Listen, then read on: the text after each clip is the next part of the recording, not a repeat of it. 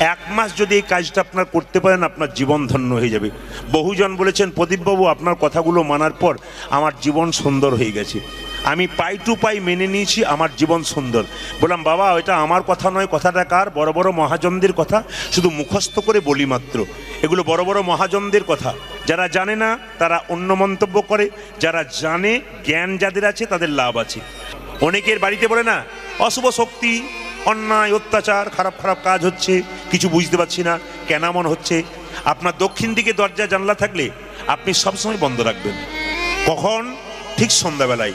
ওই সময় কিন্তু জমের অশুভ শক্তি আপনার বাড়িতে প্রবেশ করে। কতগুলো জিনিস আপনারা করবেন, আপনার সংসারে মঙ্গল আছে। যেমন দেখবেন সংসারে লক্ষ্মী অলক্ষ্মী, অনেকে বলে না আমার অলক্ষ্মী ঢুকে গেল গো, আমার সংসারে আর শান্তি নাই, হাতে টাকা নাই। কিছু কাজ আছে, শাস্ত্র যদি সব কিছু বলতে হয়, তবে জ্যোতিষশাস্ত্রের কথা একটু বলি আপনাদের। বাড়িতে সপ্তাহে 2 দিন, একদিন মঙ্গলবার, একদিন বৃহস্পতিবার, আপনাদের মায়েদেরকে দুটো কাজ করতে হবে। বাড়ি থেকে অলক্ষ্মী আস্তে আস্তে দূরে যাবে। আপনি 1 বছর করুন, লক্ষ্মী স্থাপন হবে, অলক্ষ্মী দূরে যাবে। কে বলল? জ্যোতিষশাস্ত্র বলল। মঙ্গলবার দিন 1 বালতি জল নিন, 1 মুঠো লবণ নিন, দোকান থেকে পরিষ্কার লবণ কিনে আনুন, যেটা রান্না হয়েছে সেটা নয়, যেটা লবণটা পরিষ্কার প্যাকেটের ভেতর ভরা আছে। আপনি প্রতি মঙ্গলবার বাড়িতে, প্রত্যেক দিন বাড়ির সব একোনা ওকানা অন্ধকার জায়গাগুলোতে অলক্ষ্মীর প্রবেশ হয়। ভালো করে শুনবেন আপনারা, শাস্ত্র বলছে জ্যোতিষশাস্ত্রীর অশুভ শক্তি ঢুকে থাকে, ওই জন্য ওইগুলোতে বেশি করে আপনি লবণ জল দেবেন, গোটা বাড়ি ধুয়ে দেবেন। কোন দিন? মঙ্গলবার দিন। আর বৃহস্পতিবার দিন বলছে 1 বালতি জলে একটু কর্পূর দিয়ে গোটা বাড়িটা ধুয়ে দিলে আপনার অশুভ শক্তি দূর হয়ে যাবে। এই জন্য কিছু কাজ আছে সংসারে যেগুলো করলে আপনার জীবন সুন্দর হবে। আজকে কীর্তন শুনতে এসছেন কেন? শুধুমাত্র কি হাততালি দিতে? শুধুমাত্র কি আনন্দ পেতে? না, কিছু শিখতে এসছেন এবং কিছু শিখে আপনার জীবনটাকে সুন্দর করবেন। আমি আপনাদের বলতে চাই, শুনবেন, জীবনে ব্যবহার করবেন। কারো 1 বাক্স টাকা আছে কিন্তু ব্যবহার করে না, ও টাকার দাম নাই। কারো 1 বাক্স থালা বাসন আছে কিন্তু ব্যবহার করে না, ও তো জং ধরে যাবে। ওই জন্য আপনি ভালো ভালো কথা শুনবেন, ভেতরে রেখে দেবেন, ব্যবহার করবেন না, আপনার জীবন সুন্দর হবে না। এই জন্য আপনি ড্যাম্পে জল ধরে রেখেছেন কিন্তু মাঠে সেচন করেন নাই, আপনার ফসল হবে না। সেরকম ভেতরে ভেতরে রাখবেন, ব্যবহার করবেন তা বললে, ব্যবহার করবেন না তা বললে হবে না। একটা গরু যখন খাবার খায় তখন দেখবেন খুব তাড়াতাড়ি খাবার খেয়ে নেয়, তারপর দেখবেন আস্তে আস্তে জাবর কাটে আস্বাদন করে। আপনি 100টা কথা শুনলেন, রাত্রে শোবার সময় 10টা কথা মনে রাখবেন এবং জীবনে ব্যবহার করলেন, অন্যদেরকে ব্যবহার করতে বললেন, আপনার জীবন দেখবেন সুন্দর হয়ে যাবে। শুধু কীর্তন শুনলে হবে না, শুনে আপনাকে অপরকে বলতে হবে, দেখবেন আপনার কাজ আছে। অনেকে আমাদেরকে প্রশ্ন করে, এত ব্যস্ততার মধ্যে আমরা ভগবানের নাম করব কি করে? এইদিকে যারা কীর্তন শুনতে এসছেন, অনেক দাদা ভাইয়ের আছেন প্রচণ্ড ব্যস্ততার মধ্যে থাকেন, আমি তাদেরকে একটা মেসেজ দিতে চাই, আপনারা খুব মন দিয়ে শুনবেন। মানুষ এই কলিযুগে এই সময়ে এত কম্পিউটার নিয়ে ব্যস্ত, এত চাকরি ব্যবসা নিয়ে ব্যস্ত, এর মধ্যে আপনারা কৃষ্ণ নাম করবেন কি করে? অনেকে বলে দাদা সময় তো নাই, ব্যস্ততার মধ্যে কীর্তন শুনবো কি করে?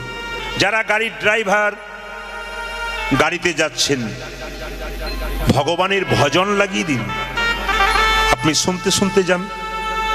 যারা খাতরাতে বড় বড় ব্যবসা করেন তাদের কাছে একটা মেসেজ আছে, আপনি দোকান খোলার সময় ধূপ দীপ দিয়ে প্রণাম করেন, জল দিয়ে প্রণাম করেন।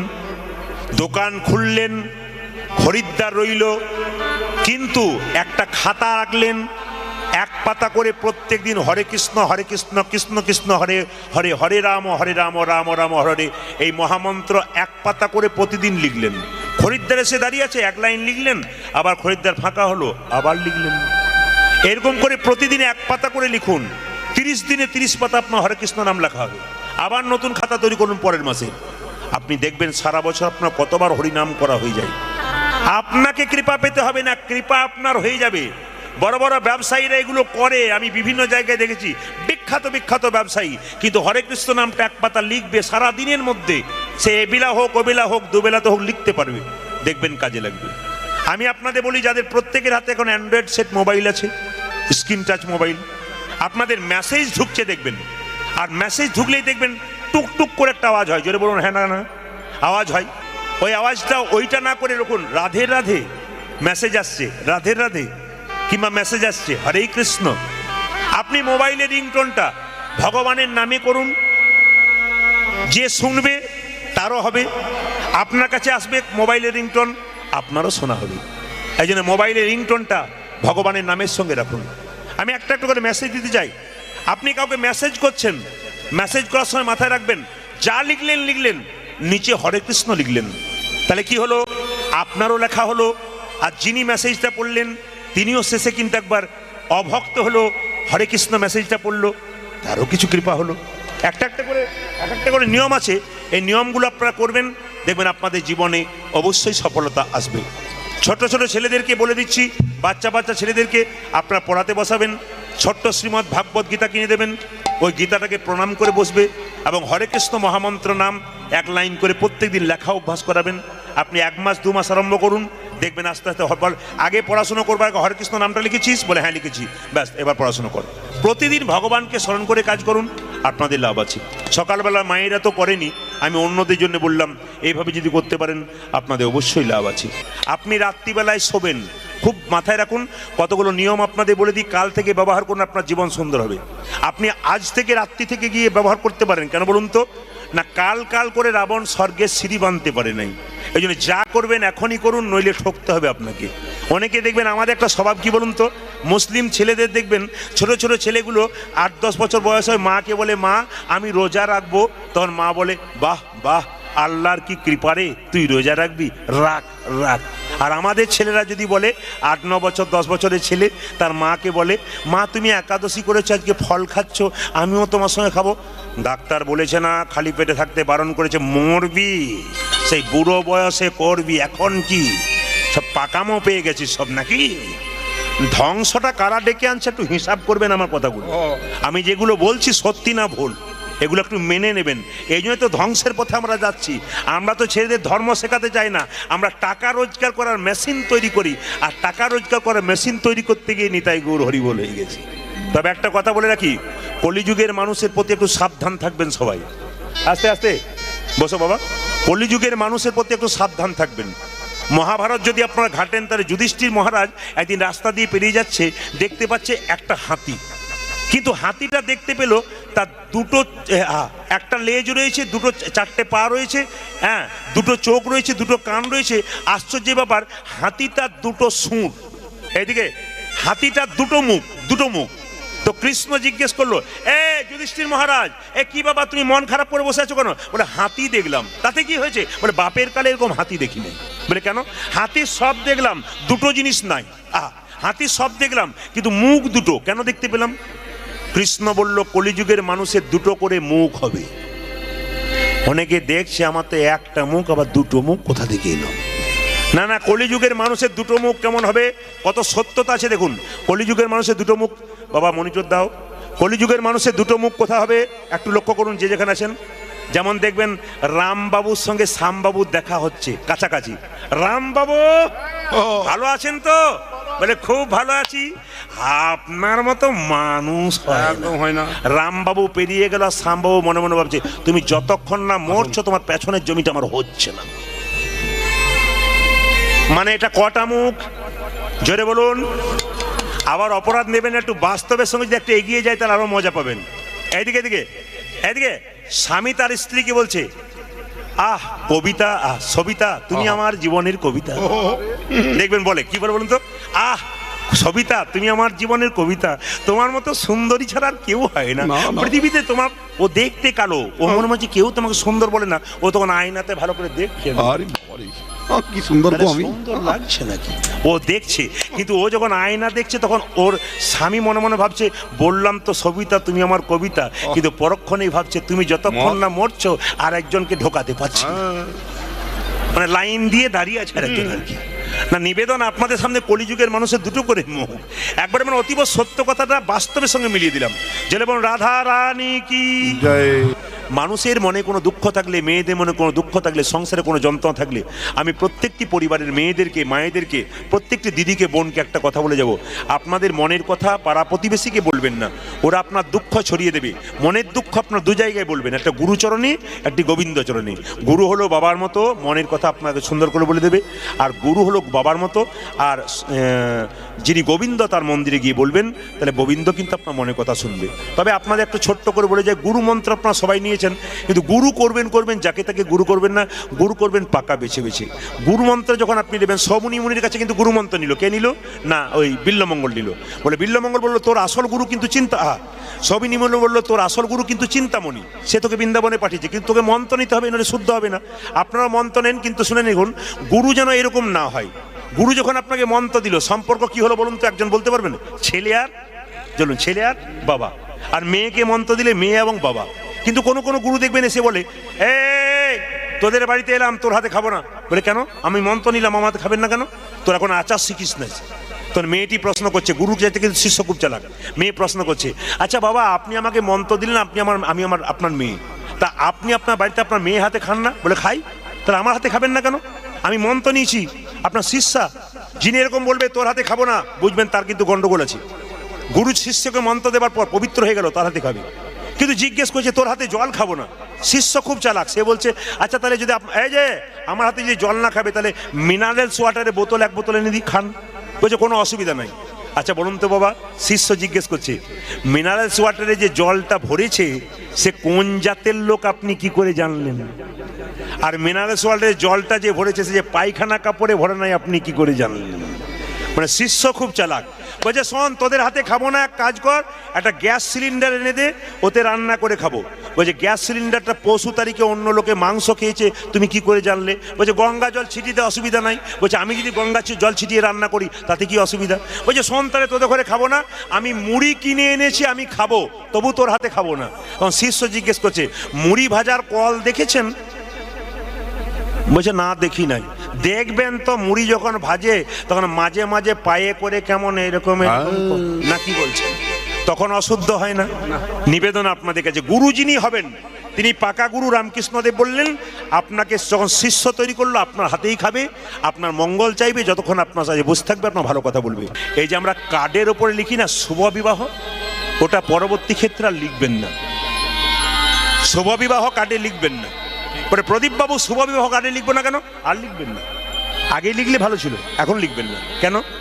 যে বিবাহে 50টা পাখি কাটা হয়, 4টা ছাগল কাটা হয়, রক্তের বানবন্যা বয়ে যায়, সেই বিবাহ শুভ হয় কি করে?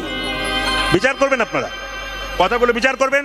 শুভ বিবাহ লিখছেন, আর মেয়ের বিয়েতে মেয়ের আঙুলটা, এই দেখলি তো আঙুলটা কেটে ফেললি, আজকেও শুভ দিনে অশুভ করলি। এদিকে মেয়ের আঙুলটা কেটে গেল, বিয়ের দিনে অশুভ হয়ে গেল। আর 50টা পাখি কাটা হলো, 6টা ছাগল কাটা হলো, ওদের যে রক্তের বান বন্যা বয়ে গেল, তখন অশুভ হলো না। ওই যে নিবেদন আপনাদের কাছে, শুভ বিবাহ আমরা লিখি, কিন্তু বিবাহে শুভ লেখা উচিত নয়। কেন? বিবাহ লিখবেন কিন্তু হ্যাঁ, শুভ বিবাহ কখন লিখবেন? যদি গোটা বিবাহের প্রসাদটা নিরামিষ হয়, তাহলে বুঝবেন ওটা আপনার প্রসাদ হলো, ওটাতে শুভ বিবাহ লেখা যায়। আবার দেখবেন একটা ফ্যাশন দেখবেন আপনারা, আসতে আবার ফ্যাশন দেখবেন, আমরা বিয়েতে খাই, সব জায়গায় যাই, কি করেছেন? রাধা বল্লভী। কি নাম? রাধা বল্লভী। তারপরে কি করেছেন? Chilli chicken. কি সুন্দর, রাধার পাশে কি নাম লিখেছে দেখুন। ওপরে লিখেছে কি? ওপরে লিখেছে খাবার লিস্ট, মেনু লিস্ট। কি ভদ্রতা আমাদের বলুন তো। মেনু কত কত, এগুলো আমরাই পৌঁছাচ্ছি, এই মেসেজগুলো অন্য কেউ পৌঁছায় না। আমরা বলতে কি হিন্দুরা পৌঁছাই, অন্যান্য জাতির লোকগুলো আমাদের দেখে শিখছে। রাধা বল্লভী, রাধার নাম করছে, তারপর নিচে লিখছে চিলি চিকেন। অপশন দিয়েছে, না পেলে মাটন। মানে রাধার পাশে চিলি, আবার তার পাশে মটন। মানে রাধাকে কত অপমান করছেন একটু ভেবে দেখে নিন। ওটারা রাধা বল্লভী তখন নাম দেবেন না, ওটা অন্য বল্লভী দেবেন, চিলি বল্লভী দেবেন কিংবা মটন বল্লভী দেবেন, কিন্তু রাধা বল্লভী নাম আপনারা দেবেন না। না না, অন্যায় করা হচ্ছে তো। আপনারা বিচার করবেন, আমরা রাধা নাম দিচ্ছি, তারপর আমরা কোন জায়গায় চিলি পৌঁছাচ্ছি, মটন পৌঁছাচ্ছি, কথাগুলোর দিকে নজর দেবেন, আপনাদের লাভ আছে। আবার দেখবেন মায়েরা, একটা জায়গাতে দেখবেন আমরা সম্পূর্ণ মিথ্যা কথা বলি। কোথায় বলুন তো? আচ্ছা ঠাকুরমশাই একবার বের করুন তো দেখি তো, এই জায়গাতে সত্যি জানা হয় না। এক জায়গাতে দেখবেন এই কথাটি বলো, হাত দাও, যাহা বলিব সত্য বলিব, সত্য ছাড়া মিথ্যা বলিব না। আবার বলো, যাহা বলিব সত্য বলিব, সত্য ছাড়া মিথ্যা বলিব না। কোন জায়গায় বলা হয়? জোরে বলুন। আপনাদের আগে থেকে যাওয়া আসা আছে নাকি? ও পেছনেই করতো, হ্যাঁ, আমার তো মনে ছিল না পেছনেই করতো নাকি। আচ্ছা বলুন তো, যাহা বলিব সত্য ছাড়া মিথ্যা বলিব না, তারপরে দেখবেন হাজার হাজার মিথ্যা বলতে শুরু করে দিল, তারপর থেকে শুরু করে দিল। আমাদের কত দুঃখ বলুন তো, আমরা কোন জায়গায় পৌঁছাচ্ছি। গীতার স্পর্শ করে মিথ্যা কথা বলতে আমাদের কোনো অন্যায় হয় না। আচ্ছা অনেককে জিজ্ঞেস করি, আচ্ছা মায়েরা বলুন তো, এটার ভেতরে কি রাখা আছে লাল কাপড়টার ভেতরে? জোরে বলুন। গীতা। অনেক জায়গায় বলি দাদা লাল কাপড়ের ভেতরে কি ভরা আছে? উনি বলেন যন্ত্র টন্ত্র কিছু একটা হবে বোধহয়। মানে উনিও জানেন না যে কি ভরা আছে আর কি। আপনারা যে কোনো জায়গায় যান, আপনাদের একটা কথা বলি, দান করতে শিখুন। আস্তে একবার শব্দনাকে শুনবেন, দান করতে শিখুন। দেনেবালা ওপরে থাকে, লেনেবালা তো নিচে থাকে। যে দেয় তার হাত কোথায় থাকে? জোরে বলুন। ওপরে। যে নেয় তার হাত কোথায় থাকে? নিচে। দেনেবালা তো সবসময় ওপরে থাকে। যদি হও নিচু তবে পাবে কিছু, আর যদি হও নিচু আর পাবার চান্স নাই। আগে নিচু হতে হবে বাবা, তবে কৃপা পাবেন। নিচু যে গাছের ডাল, যে গাছে ফল ধরে সেই ডালগুলো নিচের দিকে যায় না উঁচু দিকে যায়? বলুন, নিচের দিকে যায়। অভ্যাস ভালো করবেন, জীবন সুন্দর হবে। অভ্যাস খারাপ করবেন তো জীবন খারাপ হয়ে যাবে। আমি প্রমাণ দিয়ে দিই, দেখবেন আমাকে অনেকে বলে, প্রদীপ বাবু আপনার গান শুনতে শুনতে রান্না, আপনার গান শুনতে গেছি, বাথরুমে স্নান করছি তাও গান বাজছে, আর রাত্রেবেলা শুতে যাচ্ছি তাও গান বাজছে। তো ঘুমের ঘরে আমি দেখি কীর্তন নিজের মনে যেন করছে। আমার স্বামী বলে, তুমি ঘুমের ঘরে কীর্তন করো কেন? আসলে যে সারাদিন হরিনাম শোনে আর সংসারে কাজ করে, সে তো ঘুমের ঘরেও কীর্তন শোনে। আর যে মেয়েটি সকাল থেকে সন্ধ্যে পর্যন্ত পাড়ায় পাড়ায় ঝগড়া করে, ও দেখবেন ঘুমের ঘরেও কারোর সঙ্গে ঝগড়া লেগে গেছে। আবার দেখবেন আপনারা, যার যেমন অভ্যাস, যে ছেলেটা সকাল থেকে সন্ধ্যে পর্যন্ত ফুটবল খেলে বেড়ায়, তার পাশে একবার শুয়ে দেখবেন কি হয়। এমন জোরে গোল বলে লাথি মারবে যে 3টে পাঁজর আপনার ভেঙে বুঝে যাবে। যেমন অভ্যাস করবেন আপনার সেরকম হবে। এই জন্য বলে রাখি, দেনে আস্তে, দেনেবালা ওপরে, লেনেবালা নিচে। আপনি দান করবেন কোথায়? আস্তে, আপনি দান করবেন কোথায়? খুব মন দিয়ে শুনুন। এই যে দিদি আমাদের অনুষ্ঠান করালেন, আপনার অনুষ্ঠান করাবেন, কিন্তু প্রথম দান করবেন কাকে? যে ভগবানকে দিয়ে খাই আগে তাকে। কথাগুলো খুব অমৃতের মতো সুন্দর, কথাগুলো সোনার চাইতেও দাম বেশি আছে যদি কথাগুলো মেনে নিতে পারেন। আপনি বিরাট বড় অনুষ্ঠান করাচ্ছেন, সবাইকে খাওয়ালেন, যে ভগবানকে দেয় না খালি নিজে খায়, ওকে যদি খাওয়ালেন লাভ হলো না? যে ভগবানকে দিয়ে খায় আগে তাকে খাওয়ান, আপনার লাভ আছে। আপনার ছেলের বিয়ে দেবেন, আপনার মেয়ের বিয়ে দেবেন, সবার কাছে নিবেদন 7 দিন আগে, আসতে আপনার ছেলের বিয়ে দেবেন, মেয়ের বিয়ে দেবেন, 7 দিন আগে আপনি বৈষ্ণবকে নিমন্ত্রণ করবেন। বৈষ্ণবকে নিমন্ত্রণ করে খাওয়াবেন। 7 দিন পরে বিয়ে হবে। বিয়ের পরে আপনি কি করবেন? যারা লাল গাড়িতে এসে বাবুর মতো খাবে তাদেরকেও খাওয়াবেন। বৈষ্ণবকে মেয়ের বিয়েতে খাওয়াবেন।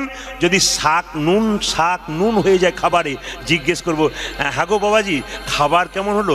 খাবার বলতে নেই মা, প্রসাদ বলতে হয়। কেমন খেলেন? যে লবণ হয়ে যায় তাও বলবে, আহ অমৃত খেলাম। তোমার মেয়ের বিয়েতে আশীর্বাদ করলাম, তোমার মেয়ের স্মৃতি সিঁদুর যেন দীর্ঘায়ু হয়ে যায়। কিন্তু যদি লাল গাড়িতে এলো 4 চাকাতে, উনিও খেলেন, 2000 টাকার প্রেজেন্টেশন দিলেন, যাবার সময় বললেন, দাদা কেমন খেলেন? পোলাওটা তো ভালো হয়েছিল, বাদামগুলো পোড়া পোড়া হয়ে গেছিল।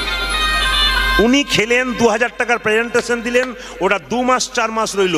কিন্তু বৈষ্ণব যে প্রেজেন্টেশনটা দিলেন, ওটা আপনার মেয়ের জীবনে সারাটা জীবন রয়ে গেল। জায়গাগুলো ধরবেন। শুধু অনুষ্ঠান করালাম, 1000 লোককে খাওয়ালাম, ও তো খেলো, পায়খানায় পড়ে দিল, সব ভুলে গেল।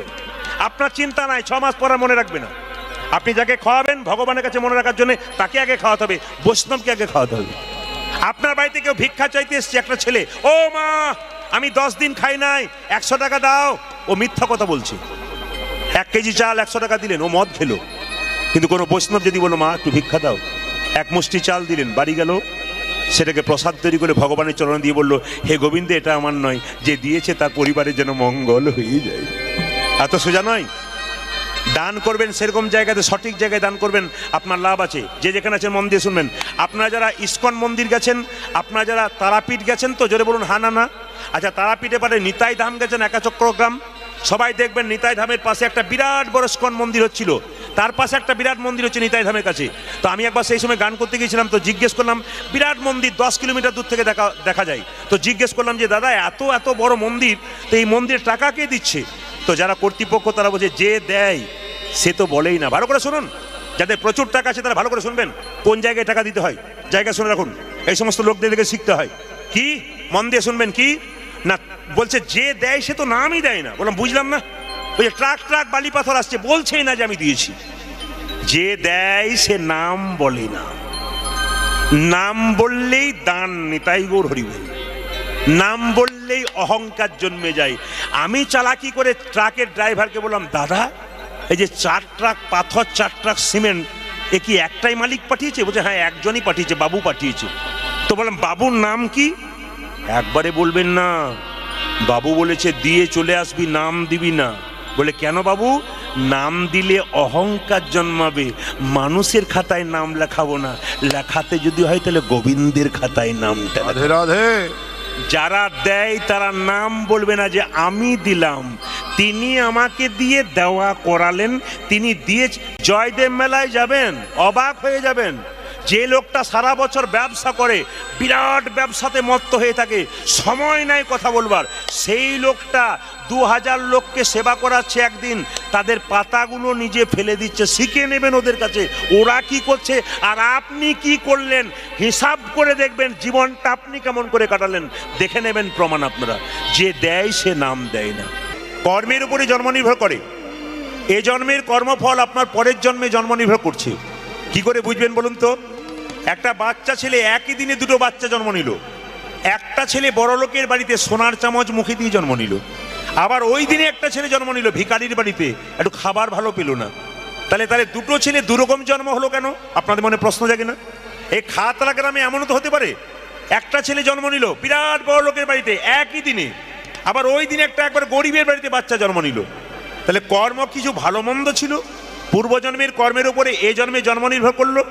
এইবারে এই জন্মে আপনি যেমন কর্ম করবেন পরের জন্মে আপনার সেরকম জন্ম নির্ভর করবে। তবে যারা মদ খাচ্ছে তাদেরকে বলবেন ছেলেগুলো মদ খাচ্ছে কেন? আস্তে। বাচ্চা ছেলে জন্ম নেবার পর কিছু মনে করবেন না, এখনকার মা বাবা দুজনেরই চাকরির দরকার হয় না, কি বলছেন? সংসারে অনেক কিছু দরকার হয়, তো মা বাবা দুজনের চাকরির দরকার হয়।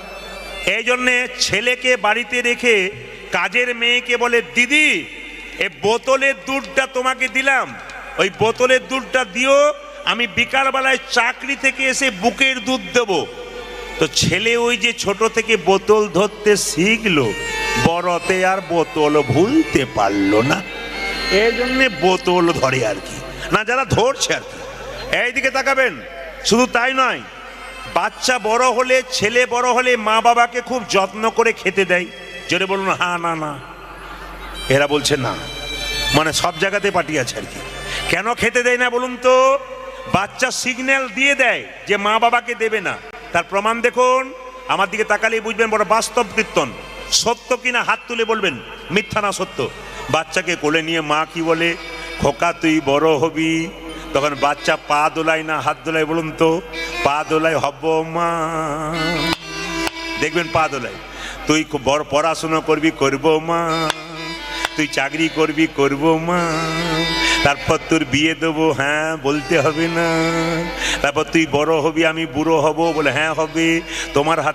তোর হাতে আমি খাবো, তুই বসে বসে আমায় খাওয়াবি। বাচ্চা তখন পা নড়িয়ে বলে সেটি হবে না। এ কিন্তু সিগন্যাল আগে থেকে দিয়েই দেয়। আপনি কি ভাবছেন পাবেন নাকি? ও তো দিয়ে দিয়েছে সিগন্যাল। তবে ছেলে যদি ছেলের মতো তৈরি করতে পারেন তাহলে আপনি পাবেন, সেটা একটু পরে বুঝিয়ে দেবো। বাচ্চাদের মন হচ্ছে কচি বাঁশের মতো। যে যেখানে বসে আছেন খুব দামি দামি কথাগুলো শুনবেন। বাচ্চা ছেলের মন হলো কচি বাঁশের মতো, আপনি যেদিকে বাঁকাবেন সেদিকে বাঁকাবে। বাঁশ মোটা হলে কিন্তু আর বাঁকবে না। ছেলেকে যদি মানুষ করতে হয়, খুব ছোট থেকে জ্ঞান বুদ্ধি দিন, দেখবেন ছেলে মানুষ হবে। আর ছেলে যদি বড় হয়ে যায় 20-22 বছর, যতই জ্ঞান দিন, বাঁশ তখন মোটা হয়ে গেছে, আর কিন্তু কোনো কথা শুনবে না। চাণক্য পণ্ডিত বললেন, সব থেকে মন দিয়ে শুনবেন সবাই। চাণক্য পণ্ডিত বললেন, ছেলেকে মানুষ করতে গেলে 5 বছর পর্যন্ত কোনো দোষ ধরবে না। ও মায়েরা যারা পেছনে আগে বসে আছেন, বাচ্চা ছেলেকে মানুষ করতে গেলে 5 বছর পর্যন্ত কোনো দোষ ধরবে না, খেলবে পড়বে ভাঙবে কিচ্ছু বলবে না, কিন্তু 5 থেকে 15 পর্যন্ত ছেলের হাতে মোবাইল দেবেন না। যদি কোনো মা বা বাবা ছেলেকে মোবাইল দিয়েছেন তাহলে বুঝে নিলেন আপনার ছেলের মাথা আপনি খেয়ে নিলেন। সেদিন থেকে আপনার ছেলে আপনার নয়, ও মোবাইলের হয়ে গেল, আর মোবাইলে যোগাযোগ করতে করতে আরো কারো হয়ে গেল। এই জন্য বারবার নিবেদন রইল, মোবাইল কিন্তু 5 থেকে 15 পর্যন্ত চলবে না। এইদিকে তাকাবেন, চাণক্যদেব বললেন 5 থেকে 15 পর্যন্ত ছেলে মেয়েকে শাসনের চোখে রাখবেন। যখনই ছেলে মেয়ের বয়স 16 হয়ে যাবে তখন চাণক্যদেব বললেন পুত্র মিত্র বদাচরেত, মানে কি, ছেলে মেয়ের সঙ্গে বাবা মায়ের ব্যবহার হবে কেমন, একবারে বন্ধুর মতো, তাহলে কিন্তু ছেলে মেয়ে ভালো থাকবে। যখনই 15 বছর পেরিয়ে গেল ছেলে মেয়ের বয়স, তখন মা বাবা তার সঙ্গে বন্ধুর মতো ব্যবহার করবেন, নইলে কিন্তু ছেলে বিগড়ে যাবে। এই জন্য 16 পরে কিন্তু একবারে বন্ধু, পুত্র মিত্র বদাচরিত। তবে একটা কথা বলি, ছেলেকে মানুষ করতে গেলে মায়ের যেমন দায়িত্ব আছে বাবার তেমন দায়িত্ব আছে। এখানে যারা বাবা হয়েছেন তারা মন দিয়ে শুনবেন। যারা ইস্কন মন্দিরে যান, শিল প্রভুপাদের নাম শুনেছেন? জোরে বলুন হ্যাঁ না না। শিল প্রভুপাদের মূর্তি দেখেছেন আপনারা? সবাই দেখেছেন, ছবিতে দেখছেন, এখানেও দেখছেন। তো শিল প্রভুপাদ ছিল কলকাতার ছেলে, এইটুকু বাচ্চা, তার বাবার দায়িত্ব দেখুন। শুধু কৃষ্ণ ভক্ত হয় না, বাবাগুলো মাতলামি করে বেড়াবে, তার ছেলে কৃষ্ণ ভক্ত হবে, আপনি ভাববেন কি করে? আপনি সারাদিন মাতলামি করে বেড়াবেন, উৎসব অনুষ্ঠানে মাতলামি করবেন, আপনার ছেলে কৃষ্ণ ভক্ত হবে, আপনি আশা করবেন কি করে? আপনি আশা করুন আপনার ছেলে অসুর হবে, আপনার ছেলে কৃষ্ণ ভক্ত হবে না, অসুর হয়ে যাবে, ওটা মাথায় রাখবেন আপনি, তাহলে আপনার জীবন সুন্দর হবে। এইদিকে তাকাবেন। তো সবাই লক্ষ্য করুন, তার বাবা ছিল কলকাতার লোক, চাকরি করত, 10টায় অফিসে দিত, 9টা পর্যন্ত দরজায় বসে থাকতো। কোনো বৈষ্ণব পেরিয়ে গেলে বলতো একবার আসুন, একবার আসুন, কি হয়েছে, আরে আসুন না, কি হয়েছে, এ খোকা এদিকে এদিকে এদিকে, প্রণাম কর প্রণাম কর। ছেলেটি বৈষ্ণবকে প্রণাম করত, আর বৈষ্ণবকে তার বাবা বলতো আমার ছেলের মাথায় হাত দিয়ে একবার বলে দিন যেন রাধারানীর কৃপা হয়, যেন কৃষ্ণের কৃপা হয়, আমার ছেলের যেন রাধারানীর কৃপা হয়, কৃষ্ণের কৃপা হয়। ওরে বাবা, ছেলেকে ধরে ধরে বৈষ্ণবের চরণ ধুলি মাথায় দিয়েছে, হাত মাথায় দিয়েছে বলে তো শিল প্রভুপাদের বাবা এরকম ছেলে পেয়েছে। বাবার দায়িত্ব অনেক থাকে। আপনি যখন বাবা হয়ে গেলেন, আপনার চলা বলা আপনার দেখা সব কিছু বাচ্চা নকল করবে। আপনি মাতলামি করে রাত্রিবেলায় বাড়ি ফিরবেন, আপনার বাচ্চা আপনাকে দেখে শিখবে। আপনার যখন বয়স হবে তখন আপনার ছেলে যখন মাতলামি করবে, ছেলেকে চর মারতে যাবেন, ছেলেকে চরটা না মেরে আপনার গালে মারুন, আপনি ছেলেকে শিখিয়ে দিয়েছেন। এই যে তৈরি থাকবেন আপনারা, যে যেখানে বসে আছেন। হিন্দু সনাতন ধর্মটা এইভাবে নষ্ট হয়ে যাচ্ছে, আমরা মাতলামি করতে করতে সবকিছু শেষ করে দিচ্ছি। বাবার দায়িত্ব কত দেখুন শিল প্রভুপাদের। মা যদি মায়ের মতো না হয় তার সন্তান কৃষ্ণ ভক্ত কিরকম হয়। কয়াধু ভক্ত প্রহ্লাদের মা, তার বাবা ছিল হিরণ্যকশিপু, যুগ যুগ ধরে অন্যায় করেছে, তার ছেলে কৃষ্ণ ভক্ত হলো কেন? একটাই কারণ, কি, কয়াধুর পেটে যখন ভক্ত প্রহ্লাদ ছিল তখন ভক্ত প্রহ্লাদের মা কয়াধু বৈষ্ণবের চরণ সেবা করেছিল, এই জন্যে কৃষ্ণ ভক্ত সন্তান পেয়েছিল মা। ওই জন্য কিছু ভালো না কাজ করলে আপনি ভালো সন্তান পাবেন না। বাচ্চা ছেলেকে পড়াবেন, অয়ে অজগরটি আসছে তেরে, আয়ে আমটি আমি খাবো পেরে। এইদিকে এইদিকে বাচ্চাকে পড়াবেন, অয়ে অজগরটি আসছে তীরে, আয়ে আমটি আমি খাবো পেরে, হসইতে ইঁদুর ছানা ভয়ে মরে, দীর্ঘইতে গল পাখি পাছে ধরে। এগুলো পড়াশোনা করলে চাকরি পাবে, কিন্তু ছেলেকে এইরকম পড়ান। ওটা তো পড়াবেন, তার সঙ্গে মানবিকতা বিবেক তৈরি করতে গেলে এটা পড়াবেন, কয়ে কৃষ্ণ রয়ে রাধা বরকি জয়ে জগন্নাথ, গয়ে গৌর দন্তনতে নিতা।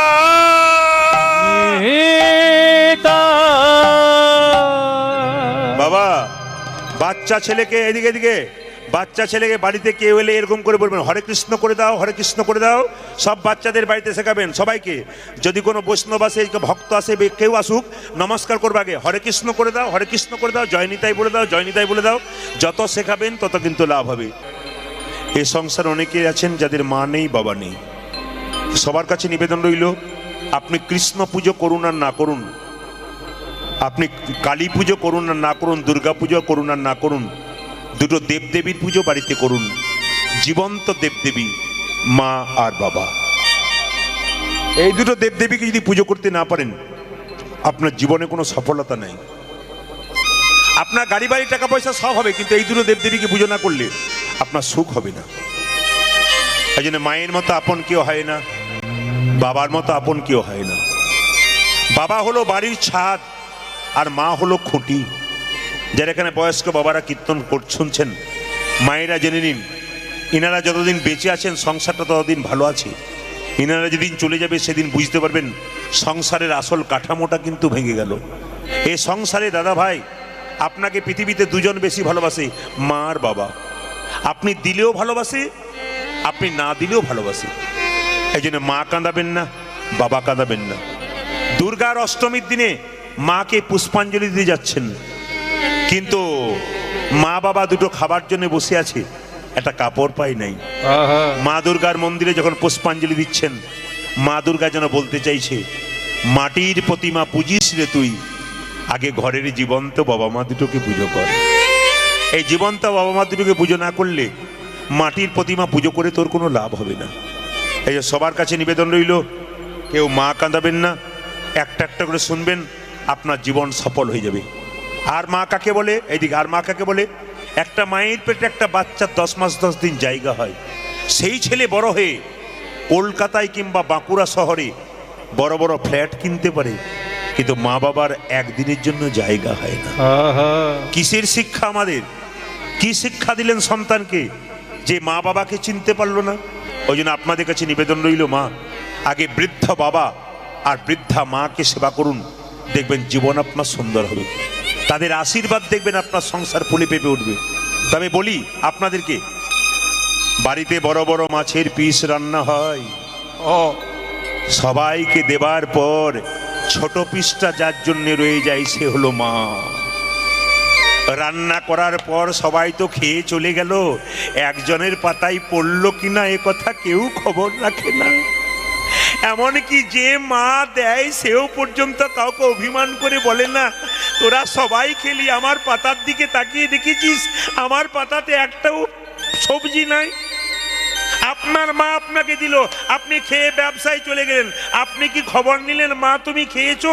মা যদি নাও পেয়েছে তাও বলে আমি পেয়ে গেছি। এমন অভিমান যার নাই, অহংকার যার নাই, সে শুধু দিতেই জানে, এরই নাম হলো মা। এই জন্য মা কাঁদাবেন না। শব্দ বন্ধ করুন। বাবার চাইতে মায়ের গুরুত্ব বেশি, দুজনেই সমান হলো, মায়ের গুরুত্ব বেশি। কেন বলুন তো? বাবা যদি 1 মাস পর কাজ থেকে ফেরে, ছেলে দৌড়ে ছুটে যায়, বাপি কোলে নাও কোলে নাও কোলে নাও, তখন বাবা বলে, আহ কি ময়লা লাগিয়েছিস, চল বাড়ি চল, ফিরে চল। মানে যদি আমার গায়ে চেপেছিস তুই কোলে, তাহলে তোর ধুলোবালি লেগে যাবে। মায়ের কাছে গেল, মা ধুলোবালি পরিষ্কার করে দিল, তারপর বাবা কোলে নিল। বলুন তো মায়েরা, নতুন কাপড় পরে খেতে বসছেন, আপনার ছেলে যদি আপনার কোলে দৌড়ে ঝাঁপিয়ে দেয়, আপনি কি ঠেলে দেবেন? না, আপনি ঠেলবেন না, বরং কোলে নিয়ে আপনার বাচ্চাকে খাইয়ে দেবেন। এরই নাম হচ্ছে মা। মেয়েরা দেখবেন বাপের বাড়ি যায় না, কখন থেকে বলুন তো? যখন থেকে দেখবেন তাদের মা মারা যায়, বাবা মারা যায়, তখন অনেক মেয়েরাই বলে, আর আমি বাপের বাড়ি যাব না দিদি। বলে কেন? যার কাছে যেতাম সেই তো নাই, কার কাছে গিয়ে দুঃখের কথা বলবো? আমার দুঃখের কথা শোনার মতো পৃথিবীতে কেউ নাই, আমি আর কার কাছে যাব? এই জন্য প্রত্যেকের কাছে নিবেদন রইল, বাবা ছেলে যদি বাইরে থেকে ঘর ফিরে, স্ত্রী চায় তার মুঠ পানে, মানে ব্যাগের মধ্যে কি এনেছে তা দেখবো, আর মা চায় তার মুখ পানে। আহ, ছেলে কতদিন বাইরে গিয়েছিল, মুখটা কালো হয়ে গেছে গো। মা যে ধনের দিকে তাকায় না, মা যে ছেলের মুখটার দিকে তাকায়, ছেলে এতদিন বাইরে কোথায় ছিল? আপনার রাত্রিবেলায় কীর্তন শুনতে এসছেন, সবাই বাড়ি ফিরে যাবেন, বাড়ির সবাই ঘুমোচ্ছে, দেখবেন একজন দরজাটা খুলছে আর বেরোচ্ছে, তিনি হচ্ছেন মা। আপনি গিয়ে প্রশ্ন করুন, তুমি ঘুমাওনি কেন? মা তখন বলে, ঘুম যে আসে না রে, ছেলে যদি বাইরে থাকে মা কি কখনো ঘুমোতে পারে? আপনার জন্য যে এত করলো, আপনি তার জন্য কি করলেন? ঈশ্বরের আশীর্বাদ পাবেন কোথায়? আসল ঈশ্বর তো ওইখানটাতে, ওইটা ভজন করলেন না, তাহলে আপনার লাভটা কি হলো? তবে একটা কথা বলি, যারা মায়েরা কীর্তন শুনতে এসছেন, সংসারে মেয়েদের দুটো কুল রক্ষা করতে হয়, একটা বাপের কুল, একটা শ্বশুর কুল। আপনাদের দুটো কুল রক্ষা করতে হয়। আপনারা যেন এরকম ব্যবহার করবেন না। আমি শিখিয়ে দিই কীরকম ব্যবহার, বুঝিয়ে দিচ্ছি আপনাদের। একজন ভদ্রলোক দরজায় ধাক্কা দিচ্ছে, তার স্ত্রী রান্না করছে, শুনছ কি? মা এসেছে। শুনছ গো, মা এসেছে। সঙ্গে সঙ্গে স্ত্রী বলছে, এলো তো কি হলো, অন্য ভাইয়ের কাছে নিয়ে যাও। আরে শুনছ, মা এসেছে, চুপ করো। আমি অত খাটতে পারবো না, একে আমার খেটে খেটে শরীর, 3টে লোকের রান্না করতে গিয়ে অবস্থা খারাপ, শরীর খারাপ, একেই শরীর খারাপ। তারপর মাকে আনলে, বলে হ্যাঁ আমি মাকে আনলাম। আরে দরজা খোলো, বললাম তো খুলবো না, কোথাও নিয়ে যাও তুমি। শেষে বলছে আরে বাবা দরজা খোলো, বলে না মা এসেছে। মা এলো তো কি হবে, এক বেলা থাক, তারপর তুমি কোথাও দিয়ে যাবে। তখন ছেলে বলছে আমার মা নয় তোমার মা এসেছে। তখন মেয়েটি বলে উঠলো তোমার লজ্জা করে না, 1 ঘন্টা আমার মাকে দাঁড়িয়ে রেখেছো, তোমার লজ্জা করা উচিত ছিল, তুমি বলতে পারলে না আমার। এরকম মেয়ে আপনারা হবেন না। এরকম মেয়ে যারা হবেন তারা রাক্ষসী হবেন, এরকম মেয়ে যারা হবেন তারা স্বার্থপর হবেন, এরকম মেয়ে যারা হবেন তাদের বাচ্চাগুলোকে জন্ম দেবেন, নোংরা বাচ্চা জন্ম দেবেন।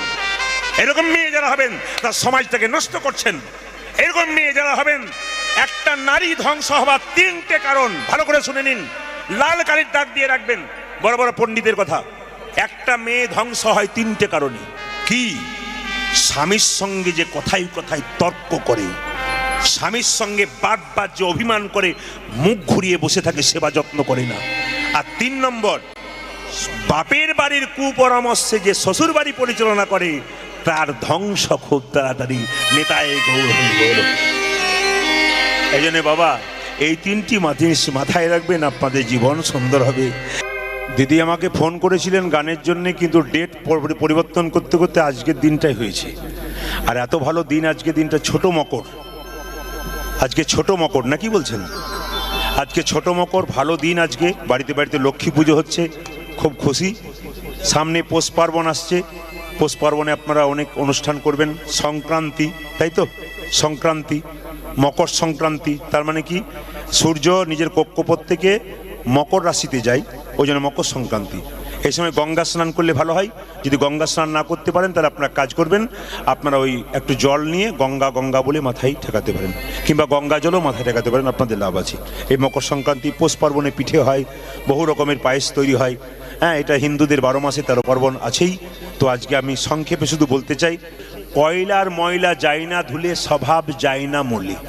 কয়লার ময়লা যায় না ধুলে স্বভাব যায় না মলি। তবে আপনাদেরকে বলে যাই, কয়লার ময়লা যতই আপনি কয়লার ময়লা যায় না ধুলে সব, কয়লা হয় ময়লাহীন, আগুনে পোড়ালে ছয়, মানুষের হয় কৃষ্ণ ভক্তি যদি গুরু কৃপা পায়। যদি গুরু কৃপা হয় আপনাদের সব হয়ে যাবে। আপনাদের গুরু কৃপা তো হয়েই গেছে, এত ঠান্ডার মধ্যে কীর্তন শুনছেন। আসুন, ছেলে মেয়েদের আপনারা ওই কি বলে ওটাকে, কি করেন, জন্মদিন বার্থডে পার্টি করেন ছেলে মেয়েদের। এখন বুড়োদেরও হয়, এখন বুড়ো বুড়ি সবার হচ্ছে আর কি। জন্মদিন পালন সবার হচ্ছে না, দেখছেন না ফেসবুকে, দেখছেন না, বুড়ো বুড়ি সবার জন্মদিন হচ্ছে। আচ্ছা বলুন তো মায়েরা, কিছু মনে করবেন না, আস্তে শব্দ নয়, কেক টেক কাটেন? অনেকে ভাবছে চুপ থাক, বুদ্ধিমানের কাজ, বলবি না, কিছু বলবে বোধহয়। কেক কাটেন, কেক কাটেন? আচ্ছা মোমবাতি জ্বালাস, মোমবাতি জ্বালাই। আচ্ছা কেক কাটেন, মোমবাতি। আচ্ছা এতজন কীর্তন শুনতে এসছেন, একজন হাত তুলে বলুন তো কেক কেন কাটা হয়, মোমবাতি কেন জ্বালা হয়? আর বলবেন না পাশের ঘরের লোক সব করে তাই আমরা করছি। মানে আমরা একটু প্রমাণ দিয়ে দিই, আসলে আমরা কেউ কিছুই জানি না, ধর্মের ব্যাপারে আমরা অনেকেই অজ্ঞান। একটা প্রমাণ দিয়ে দিই, এই যে মাসি, একটা স্কুলে ওপর থেকে লোক এসছে, মাস্টার মশাই ক্লাস করাচ্ছে, দেখবে ছেলেগুলো কেমন পরীক্ষা দিচ্ছে, পড়াশোনা করছে। তো ওপর থেকে লোক এসছে একটু দেখবার জন্যে। তো অফিসার যখন ওপর থেকে এসছে তখন জিজ্ঞেস করছে মাস্টার মশাইকে, আচ্ছা আপনার ছেলেগুলোকে কি পড়াচ্ছেন? বলে রামায়ণ পড়াচ্ছি। বলছে বাহ, খুব ভালো জিনিস পড়াচ্ছেন তো। তো তখন অফিসার জিজ্ঞেস করছে ছেলেগুলোকে, মাস্টার মশাই দাঁড়িয়ে আছে, জিজ্ঞেস করছে, আচ্ছা হরধনুষ কে ভেঙেছিল?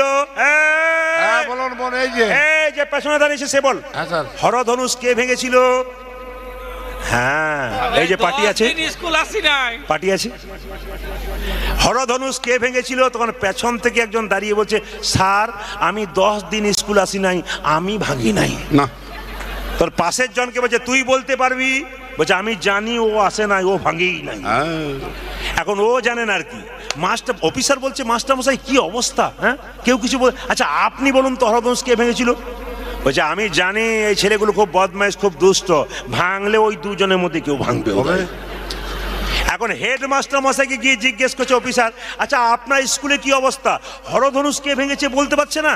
তখন হেডমাস্টার মশাই বলছে, চুপচাপ থাকুন, ব্যাপারটা চেপে যান, গন্ডগোল আছে, হরধনুষ ভেঙেছে, আমি দুটো তৈরি করে দেবো, কোনো অসুবিধা নেই। ঠিক আছে।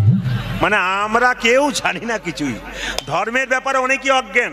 একটু বলে দিই, কেক যে আপনারা কাটেন মায়েরা, এবং অনেকে দেখবেন মোমবাতি জ্বালায় নিয়ে কি বলে, হ্যাপি বার্থডে টু ইউ, ফুস, কি ডিজাইন।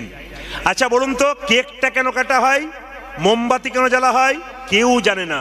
এটা হচ্ছে পাশ্চাত্য শিক্ষা। সনাতন ধর্ম বলল, ছেলে মেয়ের জন্মদিনে কিছু করুন আর না করুন, একটা ঘিয়ের প্রদীপ জ্বালিয়ে মন্দিরে বলুন, হে গোবিন্দ, ঘিয়ের প্রদীপ যেন দীর্ঘক্ষণ ধরে জল জল করে জ্বলছে, আমার ছেলে মেয়ের জীবন প্রদীপ যেন দীর্ঘদিন ধরে জল জল করে জ্বলে। আর দ্বিতীয় কি কেক কাটা নয়, বলুন তো, শুভ দিনে ডিম খেলে শুভ হয়? শুভ কাজে যাচ্ছে ডিম, কেকের মধ্যে কি থাকে জোরে বলুন? সবই তো জানেন, তাহলে কাটেন কেন? না না, আপনার যা করবেন, আপনি কেক কাটুন আর মোমবাতি জ্বালান, ফ্যাশন ঠিক রাখুন, কিন্তু আসল জায়গাটা ঠিক রাখুন। একটু লক্ষ্য করুন, কেকটা কাটবেন, তার আগে মাথায় রাখবেন একটু পরমান্ন তৈরি করে গোবিন্দের চরণে দিয়ে বলুন, হে গোবিন্দ, এই পরমান্ন তোমার চরণে দিলাম, এই পরমান্ন যেন আমার ছেলে প্রসাদ ভোজি হয়, প্রসাদ ভোজি হয়। আপনাদের এখানে যারা কীর্তন শুনতে এলেন, আপনাদের গাড়ি বাড়ি টাকা পয়সা হোক আর না হোক, একটা জিনিস হোক, প্রত্যেকটা বাড়িতে একটা করে কৃষ্ণ ভক্ত সন্তান হোক, এই প্রার্থনা করে গেলাম। গাড়ি বাড়ি চাই না, কৃষ্ণ ভক্ত সন্তান চাই। আসলে কৃষ্ণ ভক্ত সন্তান হলে কি হয় বলুন তো? হ্যাঁ, কুলং পবিত্রম জননী কৃতার্থা, মানে যদি কোনো মেয়ে জন্ম দেয় কৃষ্ণভক্ত সন্তান, তার কুল পবিত্র হয়ে যায়। শুধু তাই নয়, তার গর্ভ পবিত্র হয়ে যায়। এমনকি পৃথিবী মা খুব খুশি হয়। কেন? পৃথিবী মায়ের উপর অপবিত্র অনাচার লোকগুলো বারবার পাপ করছে, একটা কৃষ্ণভক্ত সন্তানের চরণধুলি পড়লে পৃথিবী মায়ের পাপ অনেকটা কমে যাবে। তাই পৃথিবী মাও খুব খুশি হয়। আপনার কৃষ্ণভক্ত সন্তানের জন্মদিন, আমি খুব খুশি হব। কেউ মারা গেলে দেহটা মারা যায় না আত্মাটা মারা যায়? জোরে বলুন। দেহ মারা যায়, বাহ, খুব খুশি। ব্রাহ্মণদের কেউ মারা যাক, আমাদের কেউ মারা যাক, 10 দিন 15 দিন 20 দিন, যা কাজ হোক, কিন্তু মারা গেলে দেহ মারা যায় না আত্মা মারা যায়? দেহ মারা যায়, আত্মা মারা যায় না। যে তিনজনের নিমিত্তে কীর্তন হচ্ছে, তারা যে মারা গেলেন, তাদের দেহটা চলে গেল, আত্মা কিন্তু আছে। প্রশ্ন করবেন, ওনাদের আত্মাটা কোথায় গেল? প্রদীপ বাবু, আপনি যখন মরে যাবেন, আপনার আত্মা কোথায় যাবে? আমরা যে এতদিন কীর্তন শুনতে এসেছি, আমাদের আত্মা কোথায় যাবে? মাথায় রাখবেন, যারা মারা যায় ওদের শব্দে কিন্তু ওদের কীর্তন শোনা হবে না। ওই বাচ্চাগুলো 4 জনকে 4 দিকে করুন, নইলে ওখানে যারা সামনে বসে আছে ওদের কীর্তন শোনা হবে না। আপনারা যারা আছেন ওই 4টা,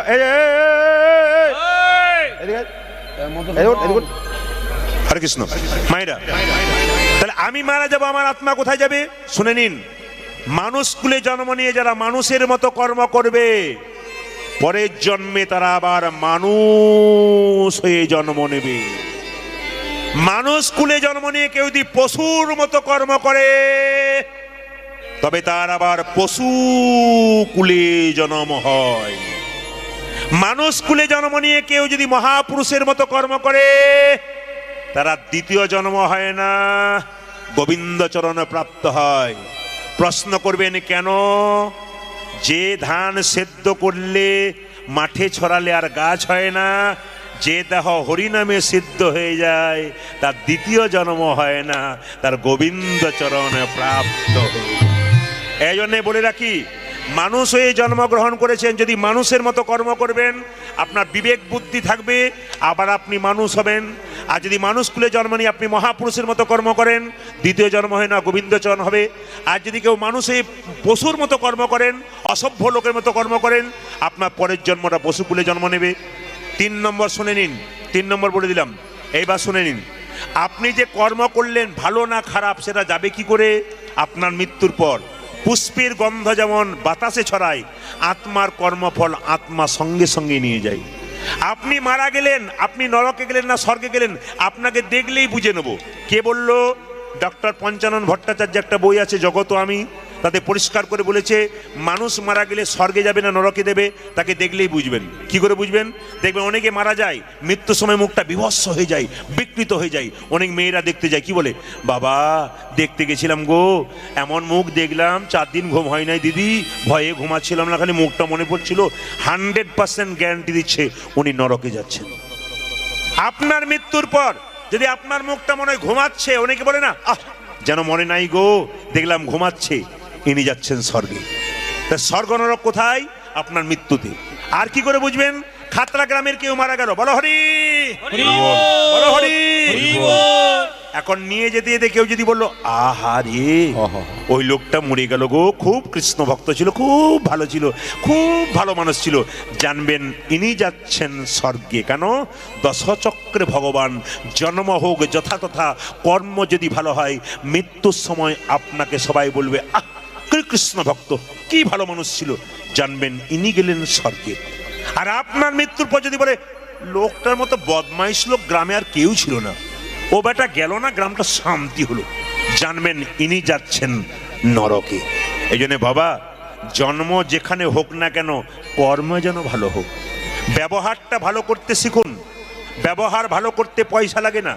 রামকৃষ্ণ পরমহংসদেব বলেছেন, আপনার বাড়িতে কেউ যদি যায়, মিষ্টি দুটো দিতে না পারলেন, যদি দুটো মিষ্টি জল না দিতে পারেন, কিন্তু মিষ্টি কথা দুটো তো বলতে পারবেন। যদি দুটো মিষ্টি কথা বললেন, আপনার বাড়িতে গিয়ে মনে হবে অমৃত পেলাম। আর মিষ্টি জল দিলেন কিন্তু আপনার ভেতরে প্রেম নাই, নেতাই গৌর হরি বল। এই জন্য কখন কে চলে যাবে কেউ জানে না বাবা। পদ্ম পাতার জল করে টলমল। আপনারা কীর্তন শুনতে এসছেন, গ্যারান্টি নাই বাড়ি যাবেন রাস্তাতে হরিবল হতে পারেন। রাত্রিবেলায় শোবেন, সকালবেলায় চোখ খুলবেন, গ্যারান্টি নাই। চোখ খুললে, চোখ না খুললে পরকাল হবে। আবার দেখবেন, লক্ষ্য করবেন, ট্রেন আসবার সময় সিগন্যাল দেয়, আমরা জানতে পারি ট্রেন আসে। মৃত্যু আসবার সময় কোনো সিগন্যাল দেয় না, যে কোনো মানুষের জীবনে আসতে পারে। কে যে কখন চলে যাবে কেউ জানে না। তাই নিবেদন আপনাদের কাছে, যাওয়ার আগে ভালো ব্যবহার করুন। এইবার আপনি মরে গেলে স্বর্গে গেলেন না নরকে গেলেন, ভাগবত কি বললো দেখুন। আমাদের শরীরে কটা ছিদ্র আছে? 9টা। গুনে নিন, আমার দিকে তাকান। 2টো কান, 2টো চোখ, 2টো নাকের ছিদ্র, মুখের একটা ছিদ্র, নিচের দিকে 2টো পায়ু উপস্থ, 9। জেনে নিন, এই 9টা ছিদ্র দিয়ে যদি প্রাণ বেরোয় কারো, ভালো করে তাকিয়ে নিন, দেখে নেবেন, মিলিয়ে নেবেন কথাগুলো। ভাগবত কি বলল? চোখ দিয়ে যদি কারো প্রাণ যায়, অনেকে দেখবেন তাকিয়ে তাকিয়ে মরে, বাবা তাকাচ্ছে গো যেন মরে নাই, জানবেন চোখ দিয়ে প্রাণ গেল। অনেকে দেখবেন হা করে মরে, মুখ দিয়ে প্রাণ গেল। অনেকে কানের ফুটো বড় হয়ে যায়, কান দিয়ে প্রাণ গেল। নাকের ফুটো বড় হয়ে যায়, নাক দিয়ে প্রাণ গেল। অনেকে পায়খানা প্রস্রাব করে দেয় মৃত্যুর সময়, জানবেন ওই দিকে প্রাণ গেল। শাস্ত্র বলল, এই 7টা ছিদ্র দিয়ে যদি কারো প্রাণ বেরোয়, তিনি স্বর্গে গেলেন। আর নিচের 2টো ছিদ্র গিয়ে, মানে পায়খানা প্রস্রাব যদি করে দেয়, উনি নরকে গেলেন। এই জন্য বাবা, অনেকে দেখবেন মৃত্যুর সময় ভয়ে থরথর করে কাঁপে। লোকে বলে, কি হয়েছে, কি হয়েছে, কে যেন ভয় খাওয়াচ্ছে, মানে যমরাজ তাকে বারবার ভয় খাচ্ছে, এত পাপ করেছে। এই জন্য আপনি যদি পাপ করেন এই সংসারে এসে, পরের জন্ম আপনার ভালো হবে না। আপনি এই জন্ম ভালো পেয়েছেন, পূর্ববর্তী জন্মটা কর্মটা ভালো করেছেন, এই জন্ম ভালো পেয়েছেন। আপনি এই জন্মে খারাপ কর্ম করে দেবেন, ব্যাস হিসাব নিকাশ চুকে গেল।